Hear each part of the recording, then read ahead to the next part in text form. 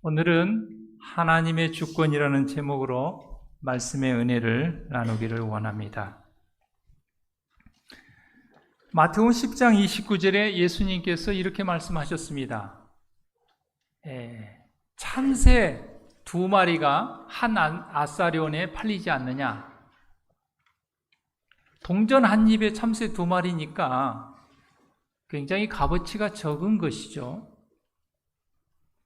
그런데 하나님 아버지께서 허락하지 아니하시면 그 비천한 참새 한 마리도 땅에 떨어질 수 없다는 거예요. 이것이 바로 오늘 말씀의 제목인 하나님의 주권이라는 것입니다. 자, 그러면 떨어지지 않는 참새도 있고 떨어진 참새도 있겠죠. 떨어진 참새는 재수 없는 참새입니까? 그것까지라도 하나님의 주권과 하나님의 어떤 이유가 있다는 것이죠. 어떨 때는 설명이 가능하기도 하지만 설명이 가능하지 않는 경우도 있습니다. 욥기 9장 10절 말씀에 하나님의 일은 우리가 측량할 수 없다고 그랬습니다. 우리가 셀 수 없는 아주 기이한 일을 하나님께서 행하신다고 그랬습니다. 욥기 11장 7절에서는 하나님의 오묘함이다. 하나님의 오묘하다.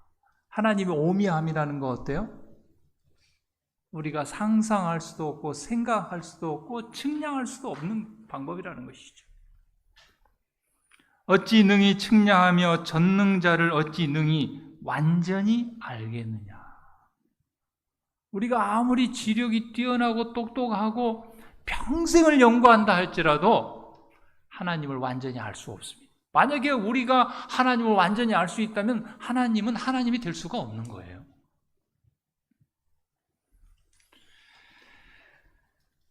요한복음 20장 24절에서 29절에 보면 예수님께서 죽은 지 3일 만에 부활하셔서 12제자 앞에 나타나셨습니다. 그런데 마침 그때 12제자 중에 도마라는 제자가 그 자리에 없었습니다. 그래서 제자들이 이제 우리가 부활하신 예수님을 만났다. 그렇게 하니까 도마가 한쪽 마음에 서운한 거예요. 이왕이면 좀 다 같이 있을 때 오시지. 나만 딱 빠졌을 때 오셔가지고 왜 이렇게 소외감을 느끼게 하실까? 또 그런 마음도 있었던 것 같아요. 그래가지고 도마가 뭐라고 그랬냐면 나 그거 못 믿겠다. 예수님 부활한 건 나 못 믿겠다. 나는 내가 예수님 그 손에 못 자고 그거 나 직접 보고 내가 옆구리 거기 창자국 속에 손가락 넣어 보면 그때 내가 믿겠다. 도마가 그렇게 얘기했습니다. 8일이 지나고 예수님께서 제자들이 모여 있을 때 다시 오셨습니다. 그리고 예수님께서 도마에게 말씀하셨습니다. 도마야, 이리 와서 내 손에 이 못자국을 보고 네 손으로 내 옆구리를 한번 넣어봐라. 그리고 믿음 없는 자가 되지 말고 믿는 자가 되라. 그렇게 말씀하셨어요. 그러자 그때야 도마가 주님, 하나님 그리스도 메시아십니다. 그렇게 얘기했어요. 그때 예수님께서 뭐라고 말씀하셨냐면 도마야, 너는 꼭 봐야 믿냐? 꼭 증거가 있어야만 믿냐? 보지 못하고 믿는 자들이 복이 있다. 저는 이과 출신이라 좀 뭐가 이렇게 보여야 믿거든요. 참 제가 보지 않고 믿는 것이 참 어려운 사람입니다. 그런 제가 이렇게 하나님을 믿게 됐다는 게 참 제가 볼 때 기적인 것 같아요. 그런데 어떤 증거가 있고 뭘 보고 경험해야만 믿는다는 것은 그건 이미 믿음이 아닙니다. 믿음은 보지 못하고도 믿는 것이 믿음이거든요.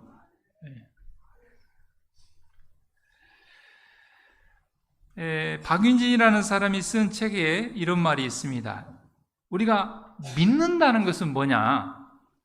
일이 잘 되지 않을 때도 믿는 것이 믿음이다 그랬어요. 그 다음에 손해가 있더라도 믿는 거예요. 하나님께서 우리에게 돈을 많이 벌게 하시고 건강하게 하시고 자녀들도 잘 되고 막 출세하고 막 다 잘 됐을 때 하나님 믿습니다. 제가 주님을 믿으니 이렇게 축복 주셔서 감사합니다. 그럴 때만 믿는 것이 믿음이 아니고 손해가 있을 때, 사업이 망하고 암이 걸리고 자녀들이 말썽을 부리고 승진해서 떨어지고 이럴 때, 그때 믿는 믿음이 참 믿음이다 그 말이죠. 손해가 있을 때도 믿는 믿음. 내가 원하는 바가 이건데 이 원하는 바로 안 되고 전혀 내가 원하지 않는 바로 흘러갔을 때, 나는 저 교회 가서 목회하고 싶었는데 가기 싫은 교회 발령됐을 때, 우리는 저 목사님이 우리 교회 오시면 좋겠는데 원하지 않는 목사님이 왔을 때, 그때 믿는 믿음이 진짜 믿음이라는 것이죠.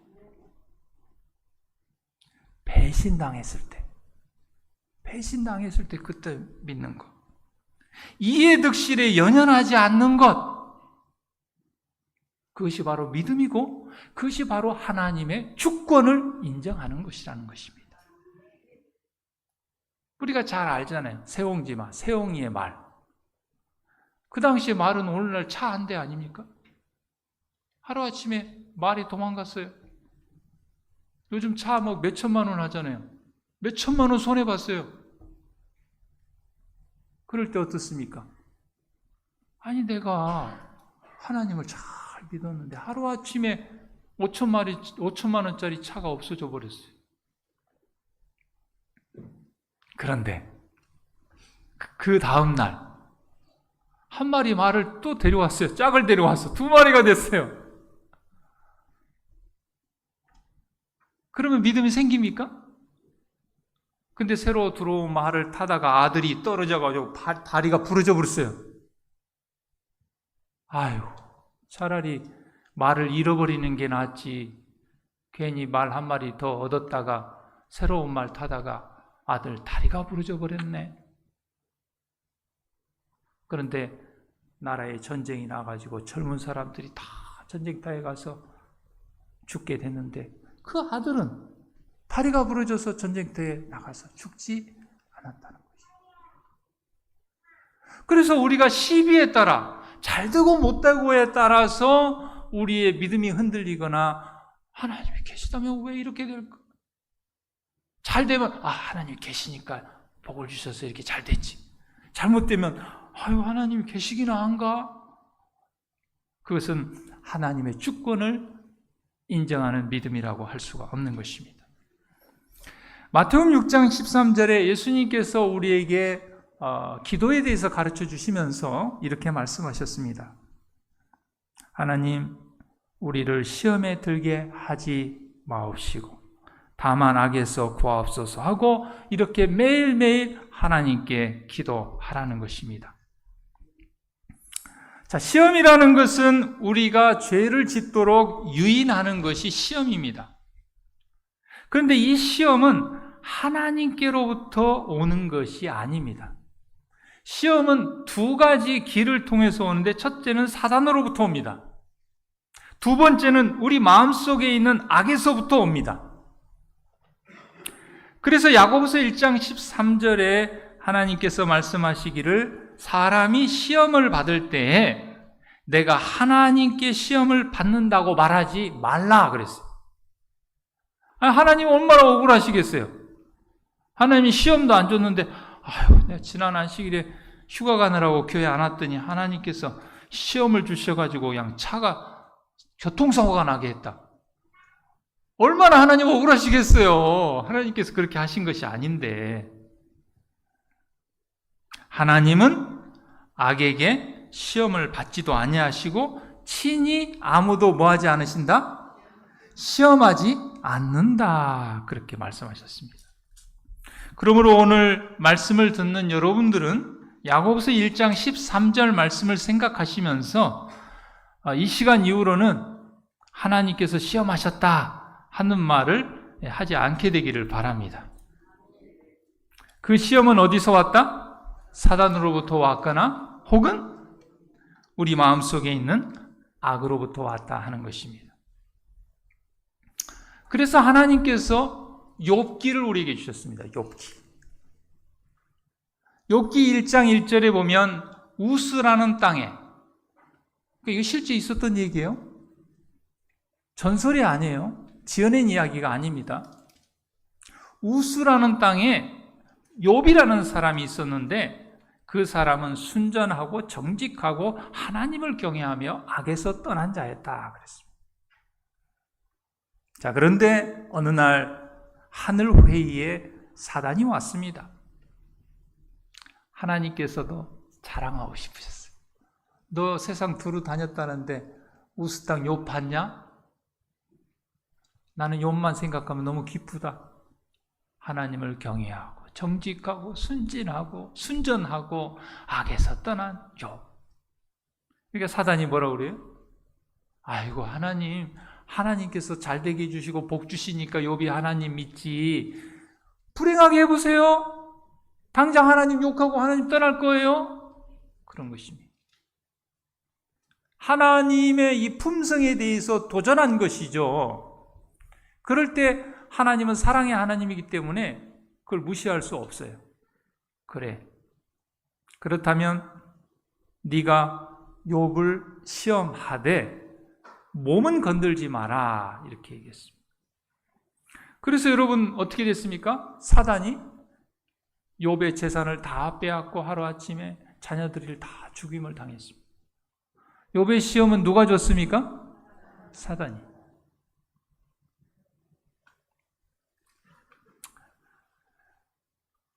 욥기 1장 22절에 보면 이 모든 일에 욥이 범죄하지 아니하고 하나님을 향하여 어리석게 원망하지 아니하였다. 그렇게 성경 기록하고 있습니다.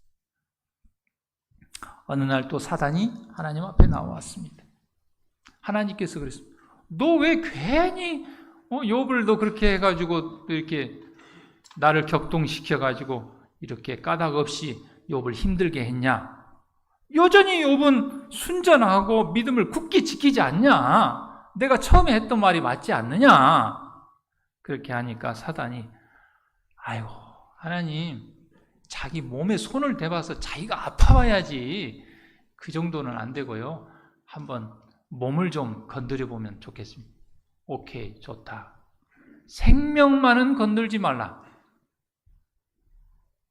여기에 성경에 보면 발바닥에서 정수리까지 악창이 났다고 했어요. 아마 요즘으로 얘기하면 암 이상의 큰 죽을 병에 걸린 것입니다. 생명만 붙어 있었죠. 욥기 2장 10절에 보면 이 모든 일에 욥이 입술로 범죄하지 않았다.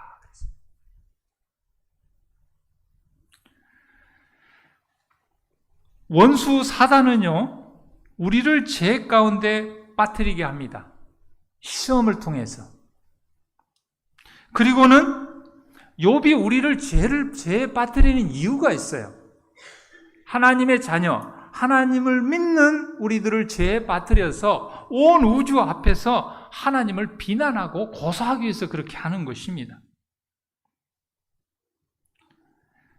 그런데 하나님께서 그러한 장애와 핍박과 난관을 허락하셔요. 그러니까 하나님께서 욥을 시험한 것이 아니라 사단이 그렇게 고소하니까 하나님께서 온 우주의 평화와 안전을 위해서 허락할 수밖에 없는 거예요. 고소가 들어왔는데 그 고소를 무시할 수 없잖아요. 그래서 하나님의 그러한 허락은 우리를 저주하거나 벌주기 위한 것이 아니고 오히려 그것이 우리를 축복의 길로 인도하기 위해서 그렇게 한 것입니다. 그래서 여러분 욥은 어떻게 됐습니까? 욥기 23장 10절에 보면 우리가 잘 아는 것처럼 욥이 이렇게 하나님께 고백했습니다. 나의 가는 길을 오직 하나님 그가 아시나니 그가 나를 단련하신 후에는 내가 전금같이 나오리라. 욥이 이런 시련과 고통과 어려움이 없었다면 한낱 금속에 지나치지 않았지만 믿음으로 그 시련을 이기고 승리했을 때 그는 정금과 같은 그런 하나님의 형상을 닮은 품성으로 변화되었다는 사실이죠. 그리고 42장 5절에 욥은 또 이렇게 고백을 했습니다. 내가 주께 대하여 귀로 듣기만 했는데 이제는 눈으로 주를 배웠게 됐습니다. 듣는 신앙에서 확실하게 보는 신앙으로 성장했다는 것이죠.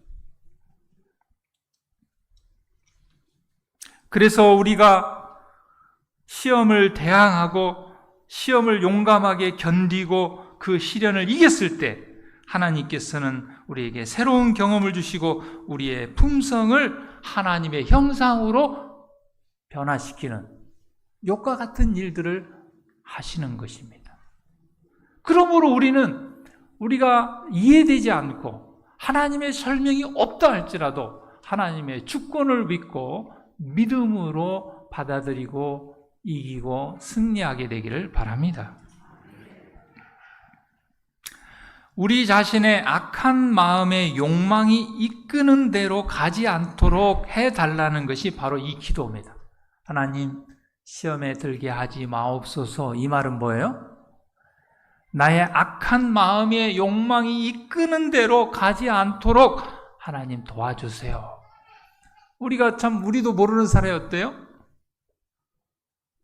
내가 먹고 싶은 대로, 내가 하고 싶은 대로, 내가 말하고 싶은 대로 말할 때가 많아요.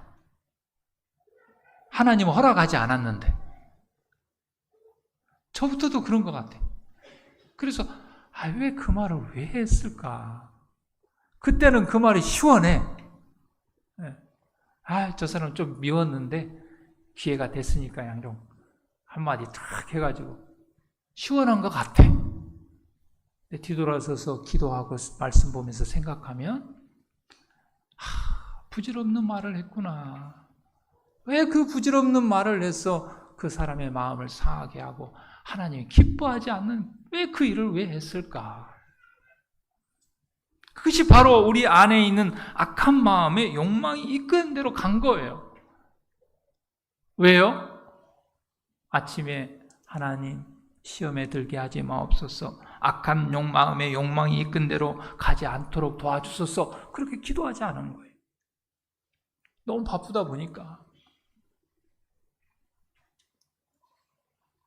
그리고 우리는 예수님께서 가르쳐 주신 이 기도를 통하여 하나님의 지도에 맡기며 하나님의 지도에 맡긴다는 것이 바로 하나님의 주권을 인정하고 믿는 것을 얘기합니다. 그러면 하나님께서 우리를 안전한 길로 인도해 주시는 것입니다. 이사야 30장 21절에 내 귀에 들려 이르기를 이것이 정노니 너희는 이리로 행하라. 여러분, 우리가 이렇게 기도하고 하나님의 지도에 맡기면 하나님께서 성령을 통하여 우리의 마음에 말씀하십니다.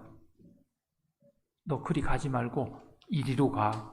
이게 바로 정로야. 이게 바로 하늘에 가까이 가는 길이야. 하고 하나님께서 그렇게 가르쳐 주십니다. 지난주에 오늘 무슨 일이 있어서 이병헌 목사님 못 오셨는데 예배를 마치고 점심 식사를 마치고 현관홀에서 이렇게 이야기하시면서 목사님께서 이런 말씀을 하셨어요.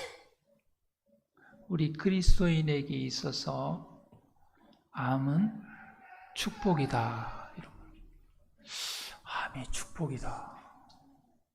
여러분 축복 받고 싶으세요? 그래서 왜 암을 축복이라고 말씀하셨지? 생명이 얼마 안 남았다는 것이 정해져 있기 때문에 그 기간 동안에 혹 하나님 앞에 혹은 다른 사람과의 관계에 있어서 꺼리끼는 것이 있다면 다 회개하고 돌이킬 그 시간을 주셨기 때문에 그런 측면에서 축복이다 그렇게 말씀하시더라고요.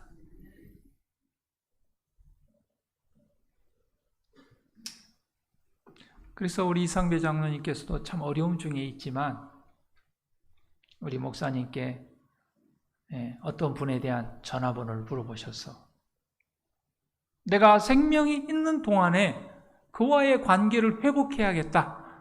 그렇게 하셨다고. 어떤 것이 축복일까요? 우리가 건강하고 아프지도 않고 돈도 잘 벌고 잘 먹고 잘 살고 세상에서 명예도 얻고 그렇게 살다가 다른 사람하고 등지고 싸우고 불편한 관계를 갖다가 하늘에서 하늘을 잃어버리는 것이 축복일까요? 아니면 혹 우리가 이 땅에 사는 동안에 장애와 핍박과 난관이 있다 할지라도 그런 걸 통해서 우리가 하늘 가는 품성을 형성하고 구원을 얻는다면 그것이 축복일까요? 우리가 보는 관점과 하나님의 보는 관점은 하늘과 땅과의 차이가 있는 것입니다. 이 부끄러움이라는 한자가 이 부끄러울 치자인데 이 부끄러울 치자는 귀 이자가 마음 심자가 이렇게 결합된 것입니다. 그래서 이 부끄러울 치는 뜻은 귀로 우리가 우리가 마음의 소리를 듣는다. 그런 뜻을 가지고 있습니다. 그래서 우리가 어떤 부끄러운 일을 했을 때, 우리가 죄를 지었을 때, 그것을 자각할 수 있게 해주는 것입니다. 그 마음의 소리가. 그걸 이제 양심이라고 그러죠.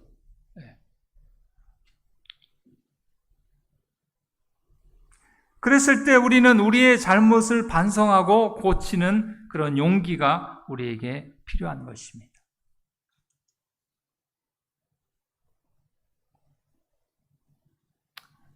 마음의 소리. 하나님께서 우리 주시는 그 마음의 소리를 듣는 것. 만약에 그 소리가 들리지 않는다고 그러면요, 우리는 더 이상 희망이 없는 것입니다. 우리가 부끄러운 일을 했을 때, 우리가 부끄러운 일을 했냐, 안 했냐가 중요한 것이 아니라, 우리가 죄인이고, 연약하고, 이기적이고, 교만하다 보니까, 악한 본성을 가지고 태어났기 때문에, 우리가 부끄러운 일을 할 때가 있어요. 죄로 기울어질 때가 있어요. 그럴 때, 하나님께서 성령을 통하여 우리의 마음의 소리를 들려줬을 때, 우리의 양심을 깨우칠 때에, 아이고, 다윗처럼 하나님 제가 잘못했습니다. 이렇게 할 수 있는 사람은 아직 희망이 있는 거예요. 근데 부끄러운 일을 하고도 부끄러운지를 모르고 마음의 음성을 듣지 못한다면 그 사람이 부끄러운 일을 해서 희망이 없는 것이 아니라 부끄러움을 듣는 마음의 소리를 듣지 못하는 것에 희망이 없는 것입니다. 죄는 그 가운데 빠지는 모든 사람에게 불명예와 불행을 가져다 줍니다. 다윗이 간음죄와 살인교사죄를 저지르고 그가 하나님께서 나단 선지자를 보내셔서 말씀하실 때에 그는 회개했습니다. 그래서 시편에 보면 그 정말 다윗의 회개의 장이 얼마나 많이 있습니까? 그런데 그 죄의 결과는 그가 맛보지 않을 수 없었습니다. 그래서 자녀들이 성범죄를 저지르고 반역을 꾀하고 아들이 후궁들을 범하고 그런 결과를 불명예와 불행을 다른 사람들은 아니고 아들 압살롬이 반역을 일으켜서 맨발로 도망갈 수밖에 없었던 그런 일을 겪었습니다. 그러므로 우리는 아이고 그냥 회개하면 되지 이렇게 생각하지 마시고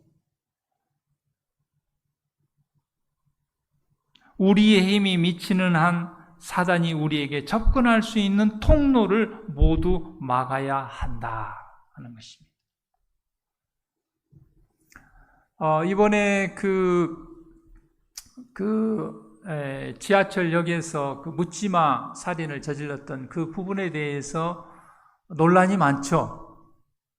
검찰은 조사를 해보니 이 사람이 게임 중독에 빠져가지고 게임에서 있는 그 현실과 게임을 착각해가지고 그런 일을 벌였다 이렇게 얘기하고 게임 업체에서는 게임하고는 상관없는 일이다 하여튼 뭐 팽팽하게 논쟁하고 대립을 하고 있습니다. 그러나 여러분, 우리는 사단이 우리를 시험하고 유혹할 수 있는 그런 통로가 있다면 그 통로를 열어놔서는 안 된다는 것이죠. 그 통로를 우리가 뭐 해야 된다? 막아야 된다는 것입니다. 에베소서 4장 26에서 27절에도 보면 분을 내어도 죄를 짓지 말며 해가 지도록 분을 품지 말고 마귀에게 틈을 주지 말라. 여기 분을 내지 말라 하지는 않은 것 같아요. 분을 낼 수 있는 것 같아요. 분을 품을 수 있는 것 같아요. 안 해야 되지만 우리가 연약하다 보니까. 그러나 해가 지도록 분을 품지 말고 그 분노가 죄를 짓기까지 이르면 안 된다 하는 것입니다. 그렇게 되면 마귀에게 틈을 내줘가지고 우리가 시험을 받게 되는 것이죠. 저희 아이가 어렸을 때 예전에 이렇게 이제 마트 같은 데를 가면은 막 이거 사달라 저거 사달라 막 그러는 거예요. 때를 쓰는 거예요. 그것을 이제 몇 번 이렇게 겪으면서 한 번은 이제 또 마트를 가야 되는데 따라온다고 그래요. 그래서 제가 그랬어요. 따라오기는 따라오되 뭐 사달라 저거 사달라 그 말은 하면 안 된다 하고 미리 딱 얘기를 했어요. 그러니까 가서 그렇게 하지 않더라고요. 그럼 우리가 예를 들어서 이 길로 가면 항상 그게 시험이 들어서 죄로 이어졌어요. 그러면 다음부터는 뭐 하면 안 돼요? 그 통로를 막아야 된다는 것이죠. 그래서 성경에서 우리가 죄를 또 짓고 반복하고 반복하는 것을 개의 비유로, 개가 토한 것을 다시 먹고 또 토하고 또 한다, 이렇게 얘기를 했어요. 우리가 그런 죄를 짓는 것을 그런 비유로 하나님께서 말씀하신 것입니다. 만약에 계속 그렇게 한다면 우리는 미련하고 어리석은 사람이라는 것이죠. 우리가 죄를 짓게 됐으면, 사단의 시험을 받아서 죄를 지었으면 생각을 해봐야 돼요. 그때 그렇게 가서 거기를 갔더니, 그것을 봤더니 시험을 받아서 죄를 짓게 됐지. 그러니까 거기는 가면 안 되겠구나. 그것은 보면 안 되겠구나. 사단에게 틈을 주지 말고 사단이 우리에게 접근할 수 있는 통로를 뭐 해야 된다? 막아야 된다는 것입니다. 고린도전서 10장 13절에 하나님께서는 사람이 감당할 시험 밖에는 너희에게 당한 것이 없나니 오직 하나님은 미쁘사 너희가 감당치 못할 시험 당함을 허락지 아니하시고 시험 당할 즈음에 또한 피할 길을 내사 너희로 능히 감당하게 하시느니라. 나 참 잘 못 견디는데 나 하나님 암 걸리면 어떻게 하지? 하나님은 뭐 하신다고 그랬어요? 감당할 만한 시험을 주신다고 그랬어요. 그리고 시험을 당할 때 피할 길을 주신다고 그랬어요. 아무한테나 뭐 막 그렇게 큰 시험을 주는 게 아니에요. 저는 이렇게 목회하면서 목회 동역자 중에 이렇게 정신적인 지체가 있는 아이를 키우는 그 목회자를 볼 때마다 나 같으면 나는 힘들 텐데 그래도 저 목사님은 감당할 만하니까 하나님께서 허락하셨나 보다, 그렇게 생각할 때가 많이 있습니다. 악에서 보호를 받을 수 있는 유일한 안전책은 그리스도의 의를 믿는 믿음을 통하여 그분께서 우리의 마음속에 거하게 하는 것이다. 우리가 시험을 받지 않고 죄를 짓지 않을 수 있는 유일한 방법은 우리의 의지와 우리의 교육과 우리의 노력이 아니고 그리스도를 우리의 마음속에 믿음으로 거하게 할 때 가능하다. 우리가 1년에 성경을 5번 통독했다고 해서 5번 통독한 그 공로가 우리를 악으로부터 보호해 주는 것이 아닙니다. 그러면 성경 통독 안 해도 되겠네요, 목사님? 그렇게 오해하는 사람이 있어요. 성경을 5번 통독하되 그 성경을 통독하는 것을 통해서 믿음으로 그리스도를 우리의 마음에 거하게 했을 때에 하나님께서 우리를 악으로부터 보호해 주는 거예요. 근데 우리는 여러 가지 그런 아무리 그 영적이고 거룩한 것이라 할지라도 그것을 하지만 믿음으로 예수님 우리의 마음에 모시는 것은 하지 않는다. 그러면 그 공로가 우리를 악으로부터 보호해 주는 것은 아니라고 말이죠. 내가 오늘 아침에 단 성경절 한 구절을 읽고 기도했다 할지라도 내 마음에 예수님을 모셨다면 내 안에 계신 예수님께서 우리를 악으로부터 보호해 주시는 것입니다. 시험이 우리를 지배하는 것은 우리가 이기심을 품기 때문에. 저도 보면은요, 욕심 때문에 그래요. 욕심, 이기심, 그것이 시험을 부릅니다. 그러나 우리가 하나님의 위대한 사랑을 바라볼 때 이기심은 가증하고 불쾌한 성질 그대로 우리에게 나타나게 되고 우리는 그것을 마음에서 쫓아내버리고자 갈망하게 되는 것입니다. 만일 우리가 영적으로 눈을 뜬다면 압박에 눌리고 슬픔의 짐을 진 사람들이 마치 짐더미 아래 있는 마차처럼 깔려서 낭만 가운데 죽어가는 것을 보게 될 것이다. 시험을 당하여 마치 벼랑 끝에 서 있는 것처럼 된 사람들을 도와주기 위하여 천사들이 빨리 날아다니는 것을 보게 될 것이다. 여러분, 엘리야가 아람 군대의 토위가 됐잖아요. 하도 비밀리에 공격을 했는데 그때마다 이스라엘 군대가 방어를 하니까 도대체 왜 그러냐. 그러니까 어떤 그 부하 장수가 이스라엘은요 그 엘리사가 있어가지고요 그 하나님과 교통하기 때문에 왕이 침실에서 혼자 소곤소곤하는 것까지 다 들어갑니다. 그래? 그러면 일단 엘리사부터 죽이고 보자. 그래 아람군대를 다 보냈습니다. 엘리사의 종이 집 밖에 나와서 그냥 그 아람 군대를 보고는 겁에 질려가지고 엘리사 선지자요, 수많은 아람 군대가 주를 죽이려고 이렇게 몰려왔습니다. 그때 엘리사가 종에게 뭐라고 그랬습니까? 너 안 보이냐? 너 영적인 눈을 뜨고 봐라. 아람 군대보다 더 많은 하나님의 천사들이 지키고 있지 않느냐. 예를 들면 아람 군대가 10만 명이 왔다면 하나님의 군대는 1000만 명, 100만 명이 와서 지키고 있는.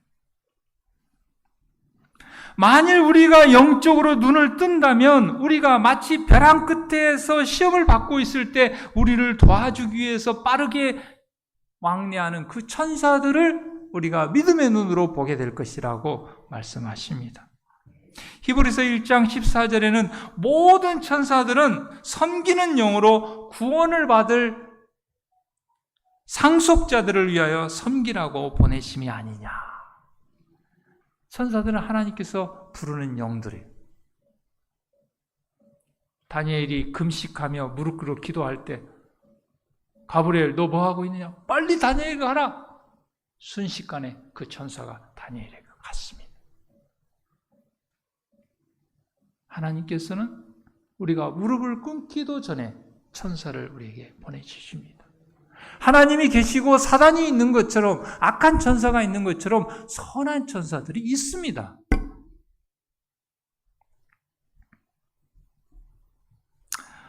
우리가 살아계신 그리스도와 동행하는 가운데 생활해야 합니다. 그러면 그분께서 결코 놓지 않는 손으로 우리를 굳게 붙들어 주실 것입니다. 하나님께서 우리에게 베푸시는 사랑을 이해하고 믿어야 합니다. 그러면 우리를 안전하게 해주시고 하나님의 사랑은 사단의 모든 기만과 공격에 대해서 난공불락의 요새가 될 것입니다. 내 인생을 바꾼 한 권의 책이라는 잭 캠필드와 게이 핸드릭스가 공저한 책이 있는데 이렇게 얘기를 했습니다. 비밀이 있는데 이 비밀을 알면 그대는 행복할 것이다. 자, 비밀이라는 것은 뭐냐? 어떤 것은 우리의 힘으로 통제할 수 있는 영역이 있고 어떤 것은 우리의 힘으로 통제할 수 없는 영역이 있다. 이것을 알면 행복할 것이다. 우리가 행복하지 않은 이유는 단순합니다. 우리의 힘으로 통제할 수 없는 영역을 우리 힘으로 통제하려고 하는 거예요. 예를 들어 아이들이 말썽을 부린다. 우리 힘으로 안 되거든요. 하나님의 주권에 맡기고 기도해야 되거든요. 근데 막 아무리 해도 돼야 안 돼요? 안 되죠. 나는 장사의 신이라는 책에 그 은현장 씨라는 사람이 이렇게 장사를 하면서 이런 얘기를 했습니다. 어떤 술 취한 사람은 계산하겠다고 주는 카드마다 한도 초과가 나타나는데 한도를 초과한 카드가 10개, 계속 카드 주는데 한도 초과 10개. 딱 생각할 때 이 사람한테는 돈 못 받겠구나 생각이 딱 들었어요. 그래서 차라리 좋게라도 이야기하고 그렇게 넘겨야겠다 생각하고, 사장님 이거 맛있게 드세요. 이거 오늘 우리가 서비스로 그냥 드리는 것입니다. 그 대신에 다음에 주문할 때는 꼭 돈을 주셔야 합니다. 이 사람이 지혜로운 것이 뭐냐면은 이 사람한테 돈 못 받겠구나. 이것은 내가 통제할 수 있는 영역 바뀌구나. 딱 그걸 딱 직감한 거예요. 그러고는 바로 포기를 한 겁니다. 그리고는 그냥 좋게 그냥 서비스. 근데 그것을 돈을 받으려고 막 이렇게. 제 아는 장로님이 이제 건물주예요. 근데 저는 건물주가 늘 행복한 줄만 알았더니 장사가 잘 되면 이 세를 잘 내는데 장사가 안 되면 세를 안 내더만요. 그리고 보증금 있는 것도 다 까먹어요. 그러고도 세를 안 내요. 그래가지고 이제 뭘 하냐면 이제 법원에 뭔 신청을 하니까 이제 판사가 오라고 그래요. 이렇게 세 내준 사람, 세 받은 사람. 이 사람이 예를 들면 1억을 안 갚았어요. 그러면 판사가 아이고 그냥 5천만으로 좀 깎아주면 안 되겠냐 이렇게 얘기하는 거예요. 그러면 이제 건물주가 뭐예요? 그렇게 합시다 하면 되는 것이고, 아이고 나는 1억 그거 꼭 받아야 된다고. 나 같으면 꼭 1억 그 끝까지 받아야 될 것 같은데 장로님께서는 그렇게 하죠. 그래가지고 그 5천만 원도 제대로 못 받고 그게 또 반절이나 받았다. 근데 장로님께서 그 다음 뒷말을 이렇게 하시더라고요. 목사님, 저 미용실 남편이 깡패예요, 깡패. 괜히 1억 받으려다가 칼 맞아 죽어요.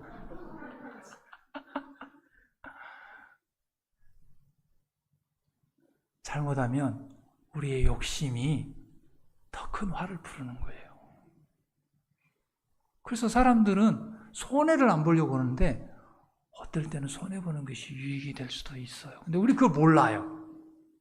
우리 모르잖아요. 그래서 우리가 하나님의 주권을 인정하고 하나님께서 우리의 마음에 들려주는 음성대로 따라가는 저와 여러분 되기를 바랍니다.